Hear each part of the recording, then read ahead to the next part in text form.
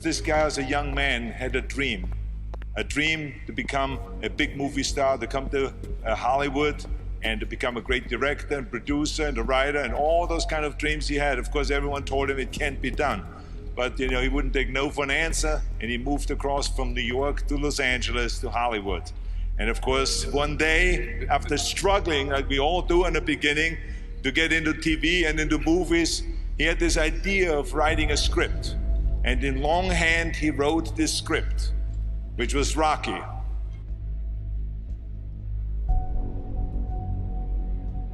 It's all about dreams, and by the way, dreams cost nothing, they're free. The hard part is just keeping them going, and please keep them going, because we're here for one simple reason. He believed in the dream, I believed in the dream, and our dreams come true, and there's no reason every one of yours can't either.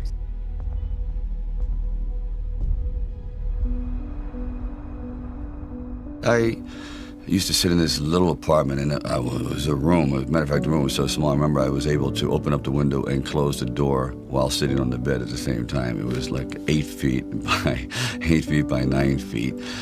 But the one thing about that room, there was really very little distraction. So I would sit there propped up in bed, and I'd go out with my big pen and legal pad and just start writing these stories. And most of them were very, very trivial. But there was something about the process of unrealized dreams. I was always brought back to this subject because I think it's one of the most enduring subjects and one of the most difficult passages for people to accept, that they never were realized in their own lifetime, that they just didn't get that shot. I decided it was a time to come to California, so I went to California.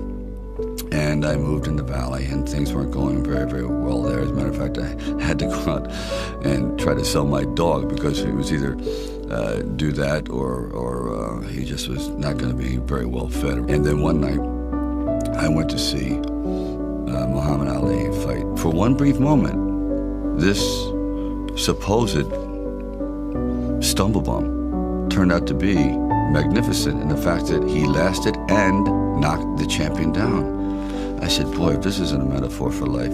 His entire life crystallized at that moment. He will be remembered for all eternity, at least among the fight fans. He did something extraordinary. I said, now that is probably what I need as a catalyst for an idea. A man who's going to stand up to life and take one shot and maybe go the distance. So I started to write.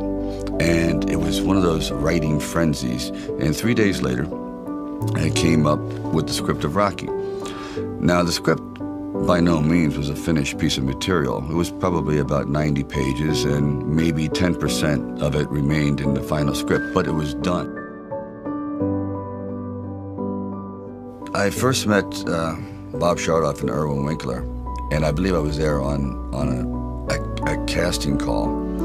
So we're talking a little bit, and I guess I really wasn't right for the acting part. And on the way out, I said, oh, I don't know if it matters, but I do a little bit of writing. He goes, really? He says, yeah, I'm writing this story. I have this thing about wrestlers, and I might do something about boxing. Well, he says, well, bring it around. And I thought, if I hadn't stopped on the way out, that's why I tell all actors or writers, don't give up, keep talking. Eventually you might hit a nerve somewhere and they go, come on back. And if they didn't say, come on back, or bring it later and let's see what you've developed, I wouldn't be sitting here. So I have to give incredible credit to their insight and their patience, and they're willing to take a chance, which it doesn't exist much anymore, unfortunately.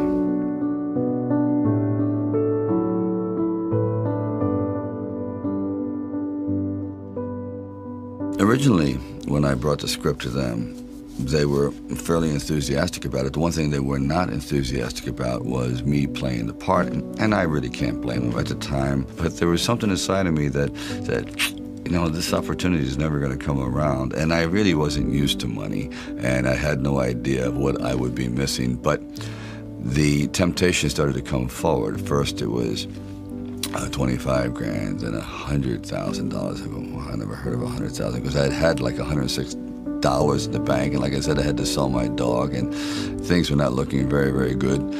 My $40 car had just blown up, so I was taking a bus to work.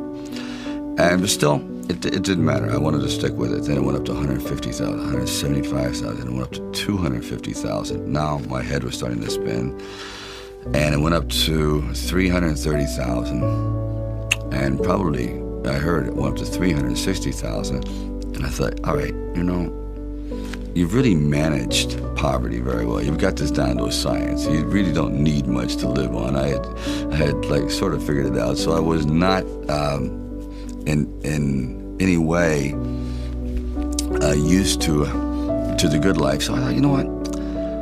If I know in the back of my mind, if I sell this script and it does very, very well, I'm going to jump off a building.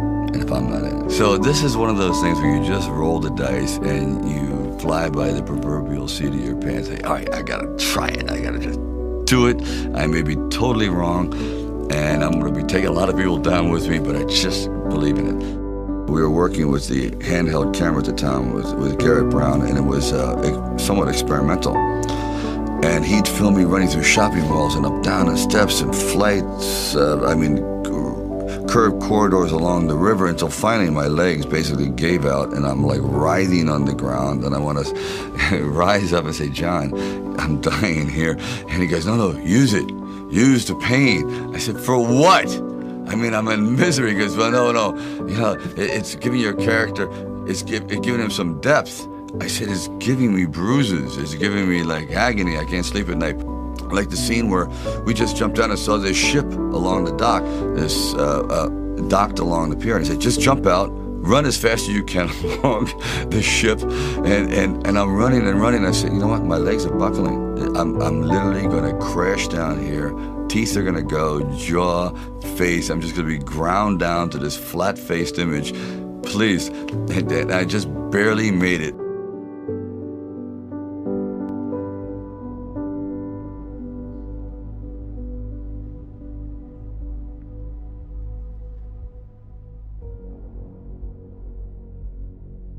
The world ain't all sunshine and rainbows.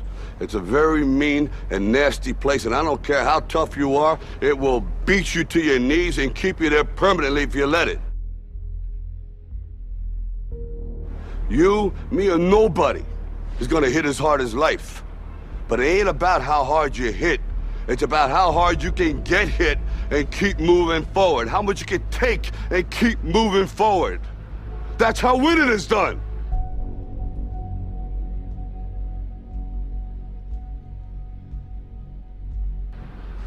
Now, if you know what you're worth, now go out and get what you're worth. But you gotta be willing to take the hits and not pointing fingers saying you ain't where you wanna be because of him or her or anybody. Cowards do that, and that ain't you.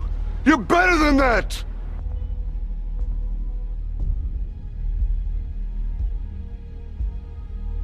You can't be alone.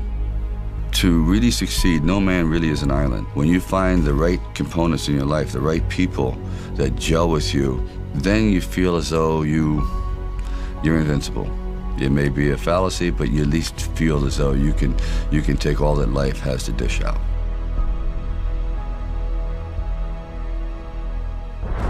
At the very end of our lives, if we can still say, you know, we were never humbled, we were knocked down, but we got up, and I can say, I lived life with integrity, and I took all the blows, as the song says, and I still prevailed. I think that's a good epitaph for anyone.